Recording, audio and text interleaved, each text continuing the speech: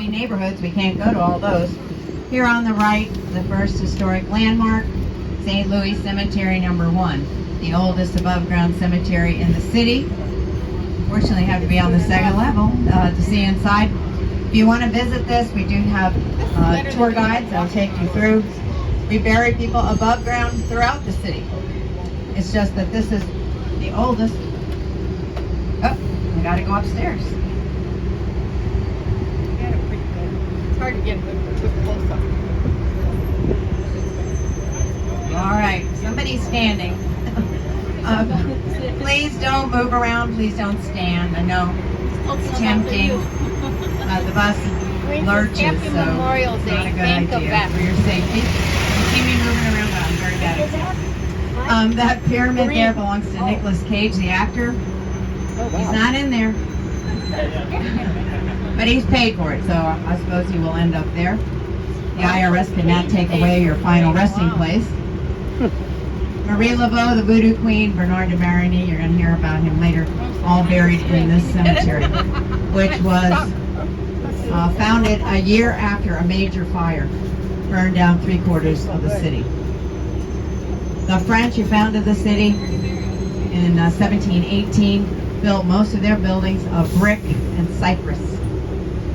Oh, cypress is a terrific wood, resists termites and rot, but it is highly flammable. So a lot of people died in that fire.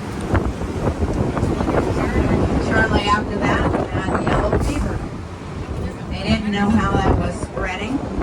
They didn't realize it was the 20th century that it was mosquitoes breeding in stagnant water that was causing yellow fever and malaria to spread so rapidly. Everybody had it this year.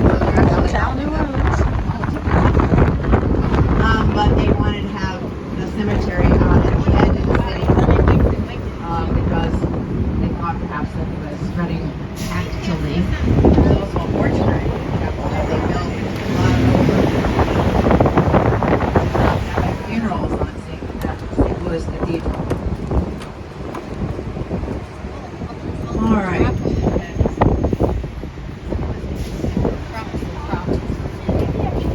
So just think of me as your third grade teacher. Remember? You visualize it. Stay seated. Pay attention. Stop wiggling.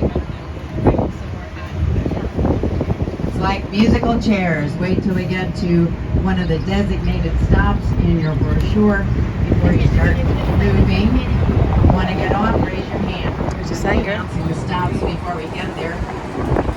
We're now driving down Canal Street. This is a major theater district in the early 20th century. Sanger was a vaudeville theater. It has our traveling Broadway shows on the same stage where the vaudeville acts played.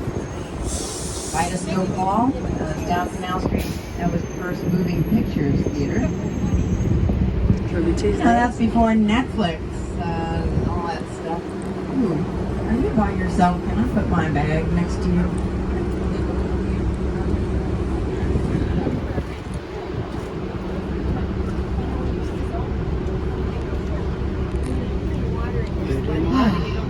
Even in my lifetime. Just don't get in the stairwell. That's key. Even in my lifetime, Canal Street was a place you came downtown, you went to a movie, you browsed in the department stores, you had a soda, 5 and dime. On the left-hand side, what is now the Ritz-Carlton, used to be made all the many department stores. Wow, there's 12 stories of retail elegance. And a fudge counter there in the back that I could afford even as a student. Here on the right, what is now an athletic shoe store, was gun shop. Ah, a travesty. Lyon Gottschalk came to New Orleans in 1844, penniless, illiterate, could not speak English. He was from Alsace-Lorraine, started out as a peddler with a pack on his back. Sold small items to the upriver plantations like combs, needles, and bread. And I couldn't get anything up there. Graduated to a mule and a cart. Then I had a men and boys store on Decatur Street. ultimately owned the entire city block where the Marriott is. That was this department store. Became a millionaire in retail, and after the Civil War, he was one of the few people with any money, started buying up plantations, owned 14 plantations, learned how to refine sugar, became a millionaire in sugar also. So the point I'm making is not that he was just a smart guy, which he was, he never learned how to read and write, however, but that was the kind of money that could be made at that point in time, early 19th century, the golden age of New Orleans. Many Americans started moving down after the Louisiana Purchase. They built the Garden District, which is now was the American city of Lafayette. Canal Street was the geographic and dividing line between the Creoles, who lived on the left-hand side of the street, the French and Spanish, who intermarried. French arriving in 1718, city founded by Jean-Baptiste Lemoyne Sieur de Bienville. French Canadian, Spanish took over in 1762. French and the Spanish had similar language, lifestyle. They lived in Vieux Carré. They did not accept the Americans, who began moving down after the Louisiana Purchase in 1803. And statehood in 1812. So Canal Street was the neutral ground between the two hostile groups. Now we call every median in the city a neutral ground. It's named Canal Street. There was never a canal there. This is typical of so many things here in New Orleans. Many contradictions. You have seats up front. Let me get out of your way though. You can handle the sun. 3 years after Bienville's arrival, the city planner came from Paris. He laid out the streets. So the streets you're walking on in the Vieux Carré were laid out in 1721. He died of yellow fever, but he did a pretty good job. Because we still have the same boundaries. For the first 100 years, all there was to La Nouvelle-Orléans, Sazerac House, also called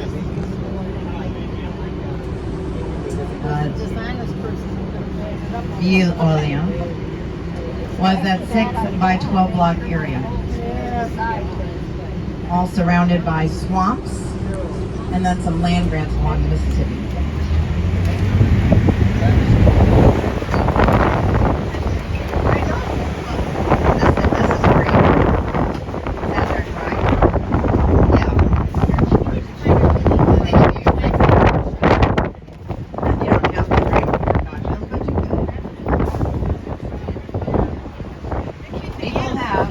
I would do it again today myself, right before dinner.